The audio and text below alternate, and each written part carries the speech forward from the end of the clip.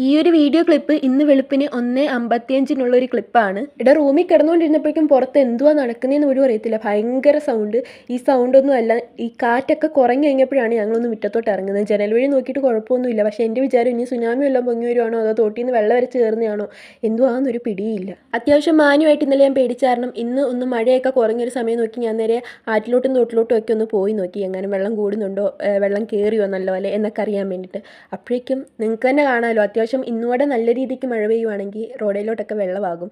ഈ ഒരു ക്ലിപ്പ് ഞാൻ 2-3 മാസം മുമ്പ് അച്ഛനുമൊക്കെ ആയിട്ട് ചൂണ്ടിയിടാൻ പോയ ഒരു ക്ലിപ്പാണ്. ഈ ഒരു ക്ലിപ്പിലുള്ള സെയിം സ്ഥലം തന്നെയാണ് ഇപ്പം വീഡിയോ എടുക്കാൻ വന്നിരിക്കുന്നത്. നേരത്തെ അച്ഛനിരുന്ന ആ ഒരു സ്റ്റെപ്പ് ഉണ്ടല്ലോ, ആ സ്റ്റെപ്പിൻ്റെയൊക്കെ അവസ്ഥ ഇപ്പോൾ ഇതാണ്. കംപ്ലീറ്റ് ആയിട്ട് വെള്ളം കയറാൻ തുടങ്ങിയിട്ടുണ്ട്. ഇനി ആ പാടെ ദൈവത്തിനോട് വെള്ളം കയറിയിരിക്കാൻ പ്രാർത്ഥിക്കാൻ മാത്രമേ പറ്റത്തുള്ളൂ. കാരണം പത്തനംതിട്ടയിലൊക്കെ അത്യാവശ്യം നല്ല രീതിയിൽ വെള്ളം കയറാനും മഴയും അതുപോലെ തന്നെ ഡാമുകളൊക്കെ തുറക്കാൻ തുടങ്ങിയിട്ടുണ്ട്. ഈ പത്തനംതിട്ടയിൽ മഴ പെയ്തിട്ടുണ്ട് അല്ലെങ്കിൽ അവിടെ വെള്ളം കയറിയിട്ടുണ്ട്, ആ നേരെ വെള്ളം ഒലിച്ചു വരുന്നത് ഇങ്ങോട്ടാണ്. പോലെ തന്നെ അപ്പർ കുട്ടനാടും ഒക്കെ നല്ല രീതിയിൽ വെള്ളമാകാൻ തുടങ്ങിയിട്ടുണ്ട്.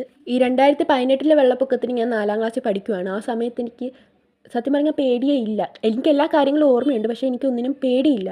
ആപ്പാടെ ഞാൻ പേടിച്ചൊരു സിറ്റുവേഷൻ. അവിടെ കറണ്ടൊന്നും ഇല്ലല്ലോ ആ ഒരു സമയത്ത്. ആ നാട്ടിലെ എല്ലാവരും അങ്ങ് പോയി. ഞാനും അച്ഛനും അമ്മയും മാത്രം ഒരു പള്ളിയുടെ അവിടെ ഒറ്റയ്ക്ക് നിൽക്കുക. ആ ഒരു നാട്ടിൽ കരയെന്ന് പറയാൻ ആ ഒരു പള്ളി മാത്രമേ ഉള്ളായിരുന്നു. ഒരു വിധത്തിൽ ഞങ്ങൾ അവിടെ എത്തി. ഞങ്ങൾ മണിക്കൂറോളം നിന്ന് കഴിഞ്ഞപ്പോഴേക്കും ഒരു ചേട്ടൻ വന്ന് ഞങ്ങളെ വള്ളത്തിലൊക്കെ കയറ്റി നേരെ എടത്തുവായിലോട്ട് പോയി. പോണ വഴിക്കാണെങ്കിൽ ആറ്റിലൊക്കെ ഭയങ്കര ചുഴിയും കാറ്റുമൊക്കെ ആയിട്ട് ഭയങ്കര സീനായിരുന്നു. അത് കാരണം എല്ലാവരും മാക്സിമം സേഫായിട്ടിരിക്കാനൊക്കെ നോക്കുക.